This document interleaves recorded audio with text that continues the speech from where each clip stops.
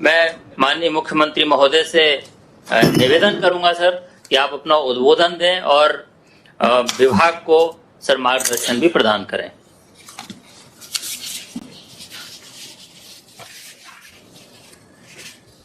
इस समारोह के अध्यक्ष विराटनगर के विधायक इंदिराज गुर्जर जी, विशिष्ट अतिथि विधायक जम्बारामगढ़ गोपाल मीणा जी, चेयरमैन साहिबा विराटनगर नगर पालिका सुमिता सैनी जी, वाइस चेयरमैन रामेश्वर यादव जी,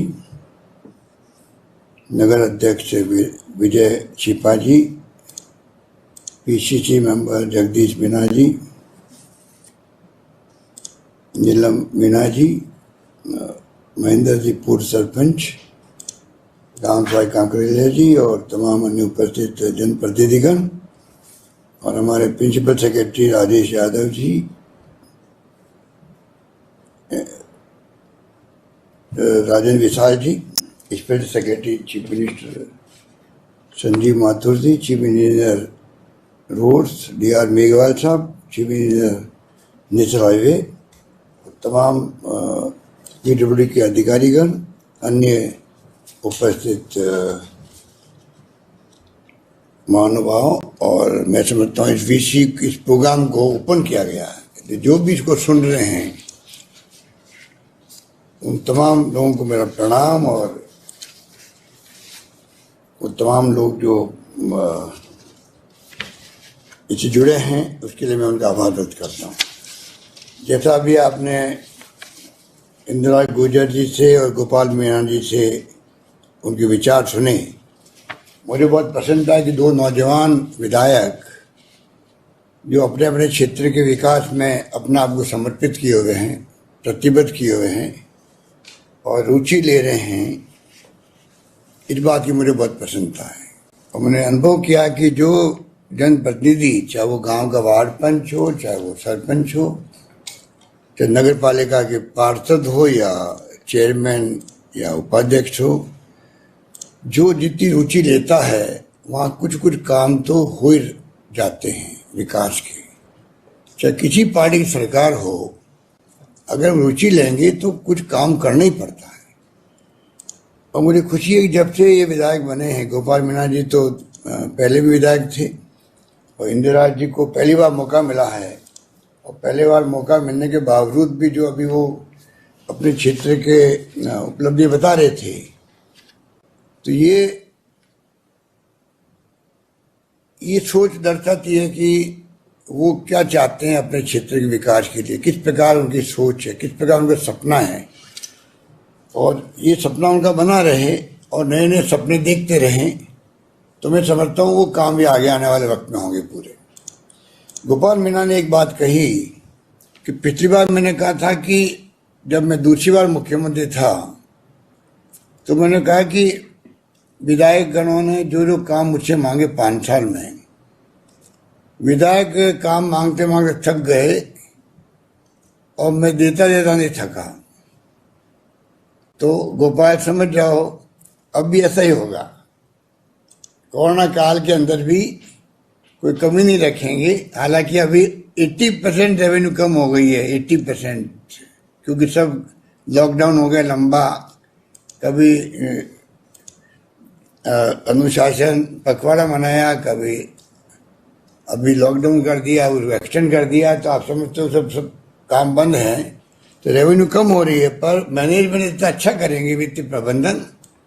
अभी राजेश यादव जी ने विस्तार से आपको बताया किस प्रकार से, चाहे वो PMGSY हो या नाबार्ड की योजना हो, वर्ल्ड बैंक हो, ADB का लोन हो, या 5 करोड़ रुपए हमने दिए हैं हर विधायक के क्षेत्र में काम करने के लिए। ये भी पहली बार हुआ है कि नगर पालिका में 10 किलोमीटर, नगर परिषद में 20 किलोमीटर और नगर निगम में 30 किलोमीटर, शहरों के अंदर भी।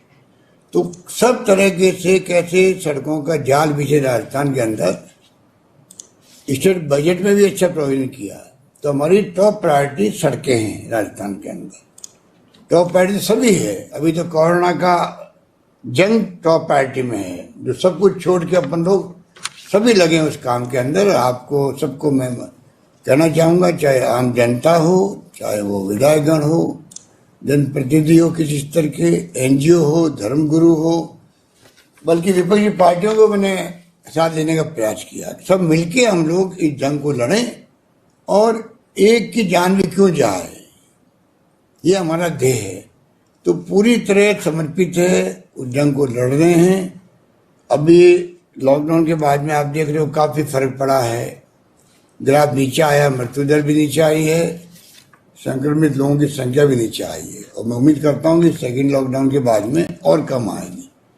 मैं पब्लिक से आह्वान करना चाहूँगा, जब तक आप साथ नहीं दोगे तब तक ये संभव नहीं है। और साथ देने का मतलब है कि जो जो प्रोटोकॉल अनाउंस किए गए हैं एसओपी द्वारा, मास्क लगाने का भी हो, चाहे वो सोशल डिस्टेंसिंग हो, हाथ धोने की बात हो, या घर में रहने की बात हो। यहाँ तक आ गया है, घर में कोई मिलने आए तो जिससे मिलना है वो एक व्यक्ति बाहर जाए, मास्क लगा के दूर खड़ा होकर उससे बात करे, उसको अंदर नहीं बुलाए। उसके मायने ये हैं, अगर वो अंदर आएगा, हो सकता है वो सिम्टोमेटिक नहीं हो, अंदर आके पूरे परिवार वालों से मिलेगा तो कोई न कोई सभी संक्रमित हो जाएंगे। अगर वो संक्रमित बाद में निकला तो कहने का मतलब एक एक चीज का ध्यान रखा गया है। तो शॉर्ट में बात यह है कि कोरोना के टाइम के साथ लड़ रहे हैं, परंतु सड़कों की जो बात है ये बहुत महत्वपूर्ण है। और जैसे मैंने कहा कि टॉप प्रायोरिटी हमारी सड़कें हैं, क्योंकि सड़कों से ही विकास संभव है।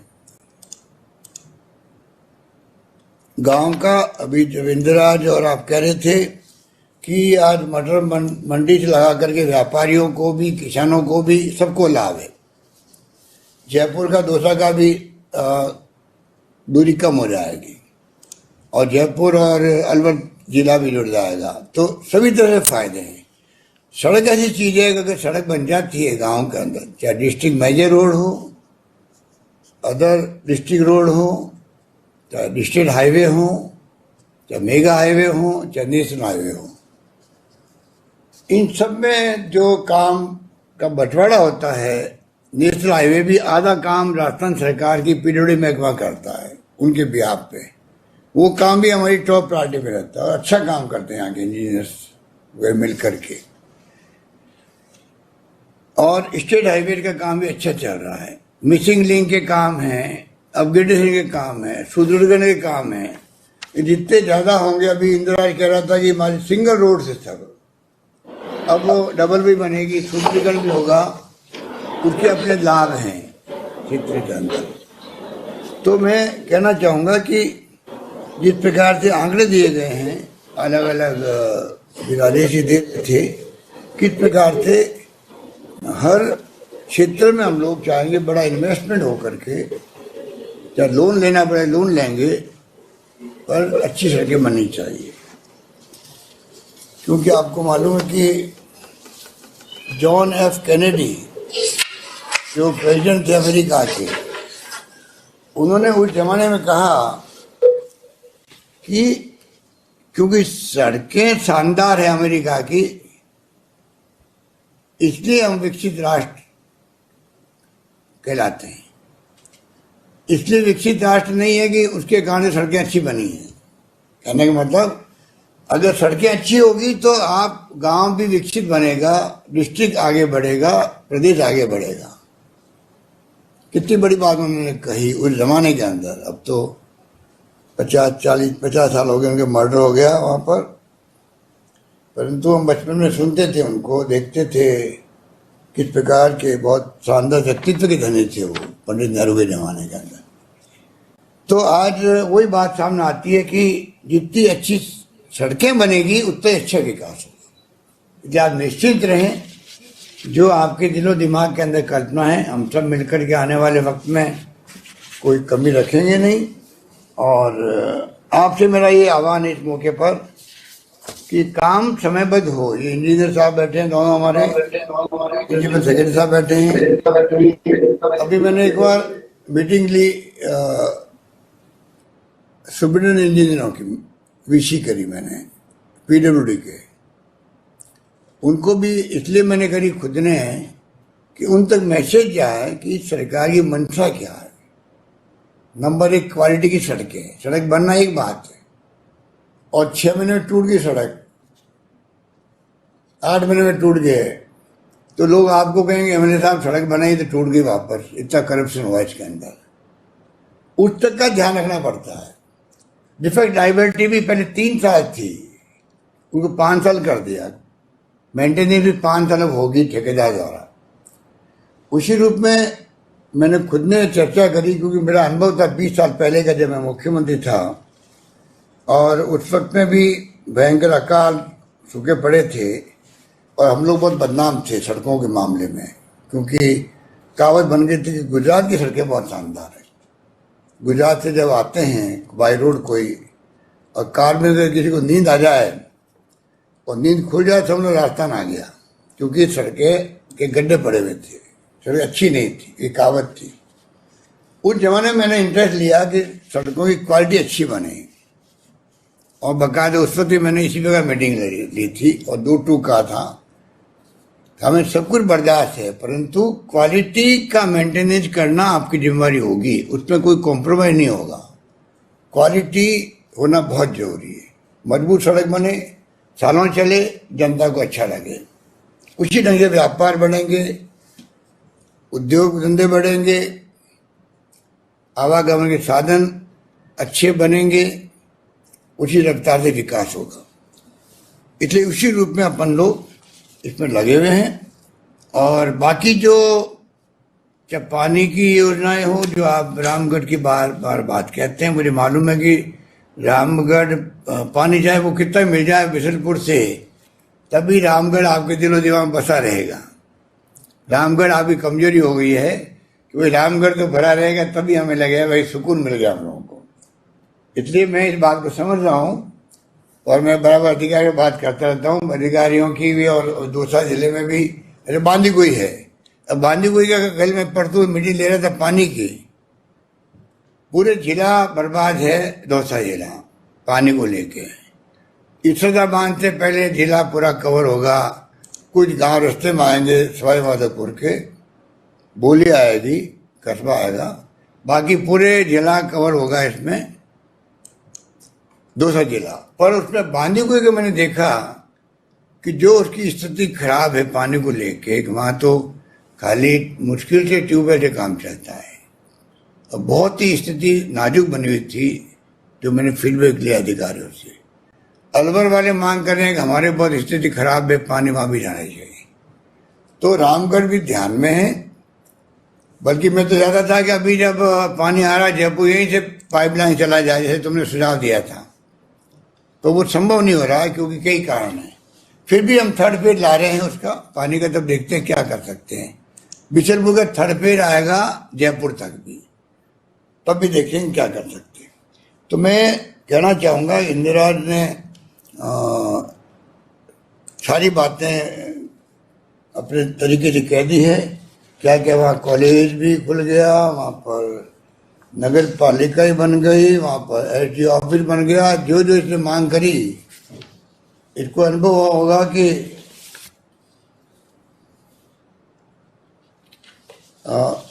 इसको भी अनुभव होगा कि क्या मतलब कि किस प्रकार से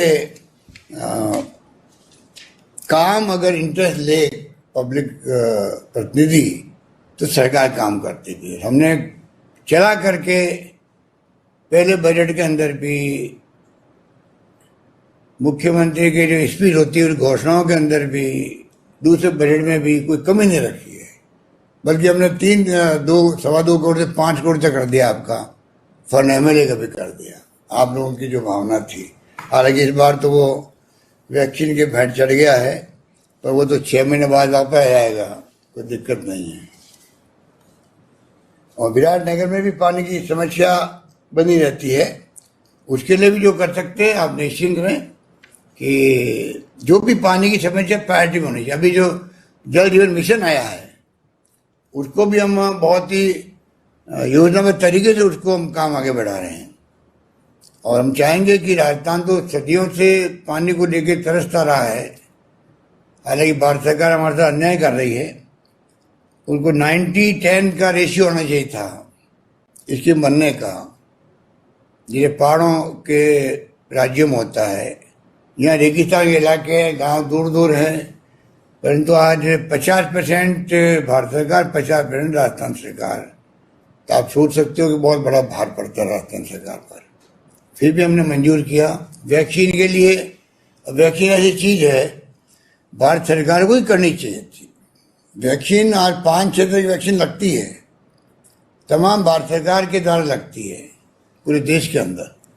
और ये बड़ी महामारी है जो घातक महामारी है, जल्दी फैल रही है, नौजवानों बच्चों में फैल रही है, गाँवों में पहुंच गई है। आप देख रहे हो कि नौजवान मर रहे हैं, बच्चे मर रहे हैं। जो आंकड़े मैं कल रात को ले रहा था, आज सुबह भी ले रहा था, तो मालूम पड़ा कि अभी पिछले महीने 1.5 महीने में बच्चे बहुत आने लग गए थे कि हॉस्पिटल में भी और सब जगह। तो कहने का मतलब कि इसको वैक्सीन हमारी टॉप प्रायोरिटी होनी चाहिए देश की। अस्पतालों में इलाज से कोरोना खत्म नहीं होगा। वो तो आप अगर संख्या बढ़ती जाएगी तो कभी ऑक्सीजन की कमी, कभी दवा की कमी आ रही है। असली जंग जीती जाएगी मैदान के अंदर, वो पब्लिक के सहयोग से। ये लॉकडाउन प्रोटोकॉल इसका कोरोना का, जिसमें मास्क लगा बैठे हुए हैं, बहुत जरूरी है। और साथ में वैक्सीन लगाने के बाद में फिर कोई अगर पॉजिटिव आता भी है, जैसे मैं खुद आ गया तो मेरी 2 वैक्सीन लगी हुई थी तो मैं बहुत माइल्ड आया। तो ये सिद्ध हो चुका है कि जिसकी वैक्सीन लग जाती है वो कम से कम जिंदगी बच जाती है उसकी, फिर खतरनाक स्थिति नहीं बनती जो आज बनी हुई रही है। ये तमाम बातें आपको पब्लिक को समझानी पड़ेगी। और अभी आप सबका काम मैं ये कहना चाहूँगा पूरे राजस्थान के तमाम हमारे जनप्रतिनिधियों से, चाहे वो किसी पद पे गांव के हों या शहर के हों या MLA MPs हों, हम सब मिलकर के पब्लिक के साथ में खड़े रहें और किस प्रकार हम उनकी सेवा कर सकते। अभी हमें सामने हमारा धर्म सिर्फ इंसानियत होना चाहिए। धर्म इंसानियत है, ना जाति, ना पाति, ना धर्म, ना विचारधारा। सामने इंसान खड़ा है, हमें उसकी सेवा करनी है, उसको बचाना है। उसके कोई बीमारी हो गई है या उसको तकलीफ है या उसको गाइड करना है, उसको संपर्क करवाना डॉक्टर से, सब काम हम लोगों को करना है। और जब हम अगर लॉकडाउन के माध्यम से पूरी तरह इसको नीचे ले आएंगे ग्राफ को, इधर वैक्सीन का काम जो है भारत सरकार को मैं समझता हूँ कि उनको बहुत पहले से ही इसकी प्लानिंग करनी चाहिए थी, रोड मैप बनाना चाहिए था, नहीं बना पाए। वरना पूरे दुनिया से वैक्सीन कैसे आ सकती है। हमारे यहाँ कई कंपनी अच्छी है, 15-20 कंपनी है, उनके माध्यम से बनती। डॉक्टर मनमोहन सिंह जी ने पत्र लिखा था, सोनिया गांधी जी ने पत्र लिखा प्राइम मिनिस्टर को, परंतु थोड़ा उन्होंने ध्यान दिया नहीं। उसके कारण से हमें तकलीफ आ रही है और उसके कारण से हमें, मैं समझता हूँ कि जिस प्रकार से अगर वैक्सीन टाइम में लग जाती तो इस सेकेंड वेव में भी इतना तकलीफ नहीं होती हम लोग। अगर पहला फेज जब नीचे आया, वैक्सीन बन गई, प्रोडक्शन बड़े रूप में होता, लग जाती तो आज बच जाते। जैसे अभी बुजुर्ग लोग कम आ रहे हैं क्योंकि वैक्सीन ज़्यादा बुजुर्गों में लगी है, अब नौजवानों में लग गया। अब कहीं थर्ड फेज आएगी तो बच्चों में आएगी। हर कोई माँ बाप नहीं चाहेगा कि मेरा बेटा या मेरा पोता पोती जो है वो तकलीफ पाए कोरोना से। तो लोग थोड़े चिंतित भी है, तो उनको विश्वास दिलाओ, चिंता नहीं करो, सरकार आपके साथ खड़ी है। ये काम भी आप लोगों को सबको करना पड़ेगा मिल करके। इस प्रकार से मैं समझता हूँ कि हम लोग सबके मिलके ये बहुत बड़ी चुनौती हमारे सामने है, बड़ी जंग है, बड़ा खतरनाक ये कोरोना क्या जो इसका रूप बदलता रहता है, बहुरूपी की तरह कहा गया इसको। वास्तव में बात ठीक कही गई कि ये रूप बदलता अपना, उसको अगर अपने हर वक्त इसको चौकन रहना पड़ेगा। कई बातें हैं जो अभी टाइम कम है कि क्या बताएं, पर आप लोग पढ़ते रहते होंगे अखबारों में, आप बराबर उसको ध्यान रखें। और गांव तक अपन चाहते हैं कि CSC PSC मजबूत हो।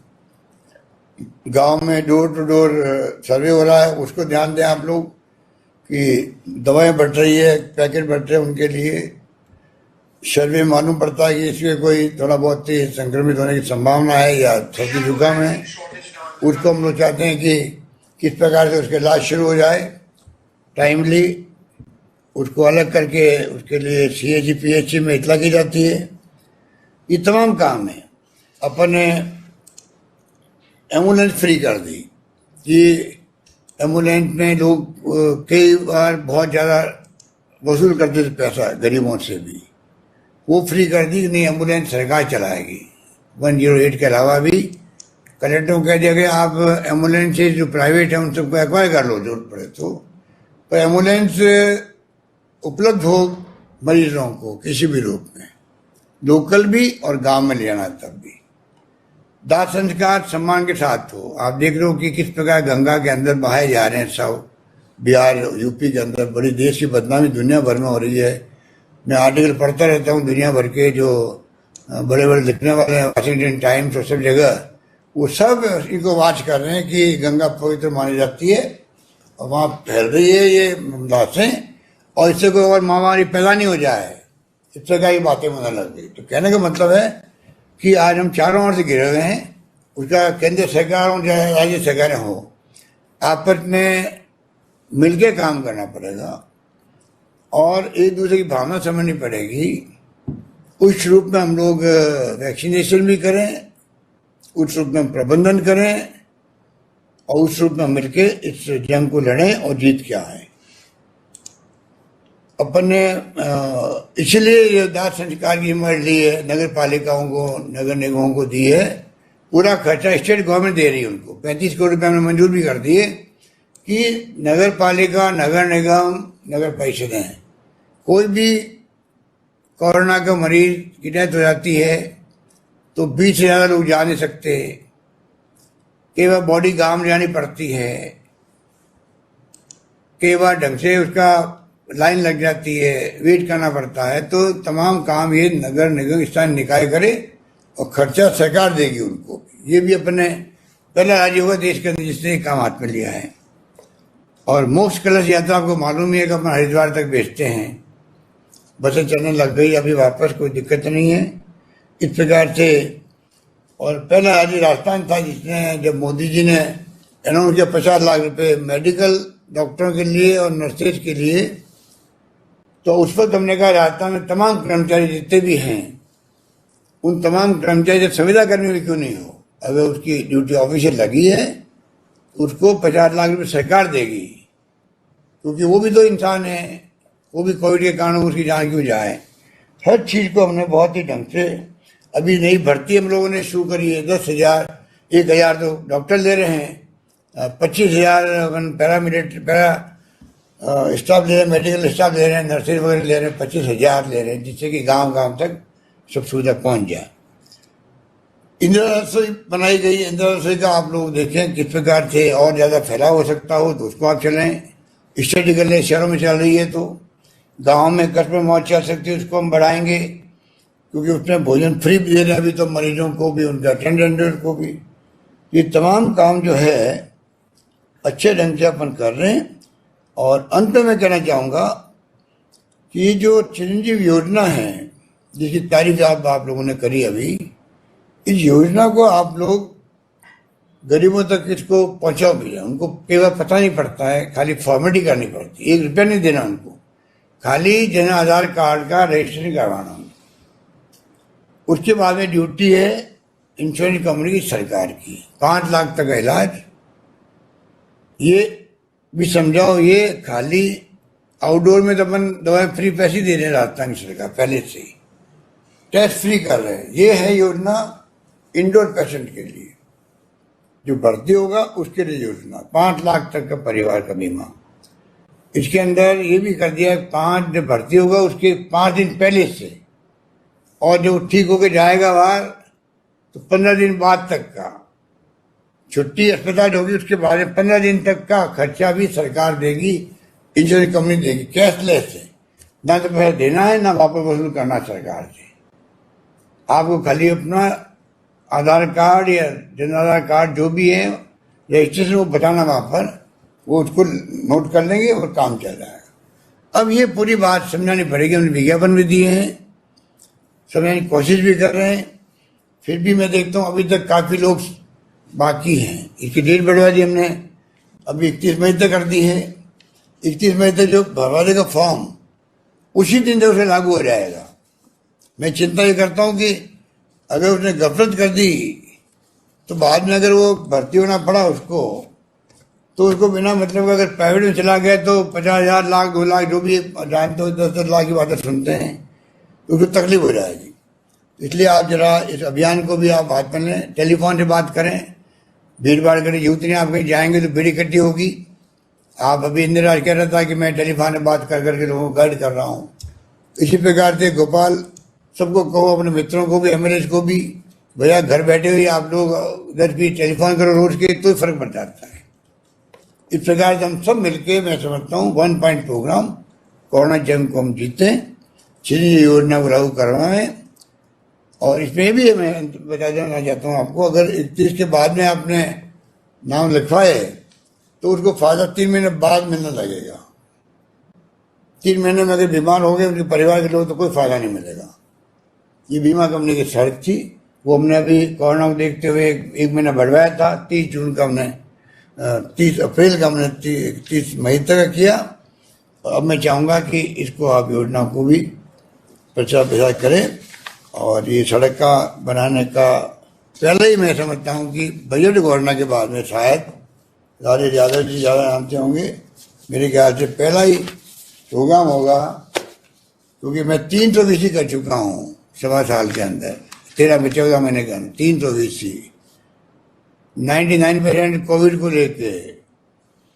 सरपंच तक, मैं वार्ड पंच तक भी कई बार जुड़ जाता हूँ, तो मुझे खुद को याद नहीं कि कोई सड़क वड़क का छोटा मोटा कोई कर दिया होगा, तो मुझे याद नहीं कोई। पर ये बजट के बाद में एक आधा किया भी होगा तो किया होगा, मुझे याद नहीं, राजेश बताएगा। परंतु ये प्रोग्राम टॉप प्रायोरिटी पे आप लोगों ने करवा दिया। इंदिरा पीछे पड़ा रहा तो काम हो गया। और आपका भी क्षेत्र आ रहा है इसके अंदर, आप जुड़ गए, दोनों नौजवान हो, दोनों मिलके चलो और पूरे इलाके का आप लोग सेवा में कोई कमी मत रखो, गरीबों की, दलितों की, पिछड़ों की। मैं समझता हूँ कि चाहे वो आर्थिक रूप से कमजोर वर्ग है, कोई हो, इंसान गरीब है, हमारी ड्यूटी बनती है हम कैसे उसके लिए ध्यान रखें, सुख दुख में काम आए ऐसे वक्त में। ये बात कहता हूँ। आप सबका बहुत बहुत शुक्रिया, आपको धन्यवाद, आपका भविष्य उज्जवल बने। ये बात मैं भावना प्रकट करते हुए अपनी बात समाप्त करता हूँ। तमाम इंजीनियर्स को और राजेश जी को, तमाम इनको धन्यवाद कि टाइम बाउंड आपने इस प्रोग्राम को, अभी बजट तो गई है अप्रैल में और आपने मार्च और 3-4 महीने में आपने ये प्रोग्राम करवा दिया। इसके माने ही मैं मानता हूँ कि आपने योजनाबद्ध तरीके से पूरे राजस्थान की सड़कों को, क्योंकि मैंने खुद ने इंटरेस्ट लेके तमाम कलेक्टरों से हर जिले में 3-3 सड़कें जो मेजर है, जो नॉन पैचेबल है और लंबी लंबी सड़कें हैं, मैंने कहा वहाँ कोई भेदभाव नहीं होना चाहिए, राजस्थान में सड़कें अच्छी बने। तो मैंने 3 सड़कों के नाम खुद ने मंगाए, खुद ने, मैंने बहुत लंबी लिस्ट बन गई थी, तभी मैंने पढ़े वहाँ हाउस के अंदर। आप सोच सकते हो कि लंबा भाषण देना कितना मुश्किल काम होता है। 3-3 घंटे खड़े रह के आप बजट भाषण दे रहे हो, फिर आप रिप्लाई दे रहे हो। पर मैंने वो मंजूर किया, पर मैंने कहा कि लोगों को लगना चाहिए कि हमारे क्षेत्र की वो सड़क है जिसके ऊपर कोई ध्यान दे नहीं, भले अपनी पार्टी का एमएलए भी है, कई बार वो देखते मेरी चलेगी नहीं, तो हमने ये ध्यान नहीं दिया। हमने कहा सड़कें राजस्थान की अच्छी बने, ये ध्यान रख के मैंने सर्वे करवाया, इंजीनियर से भी, डिपार्टमेंट से भी और कलेक्टर से भी।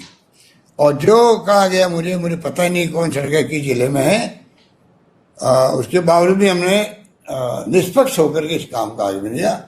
और आज उसका अपने एक 30 करोड़ की लागत वाली सड़क, करीब 29.1 किलोमीटर, मैंने सुना कि 25 किलोमीटर के अलावा 5 किलोमीटर आपके भी आएगी।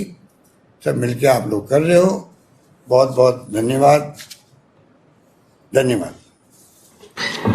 माननीय मुख्यमंत्री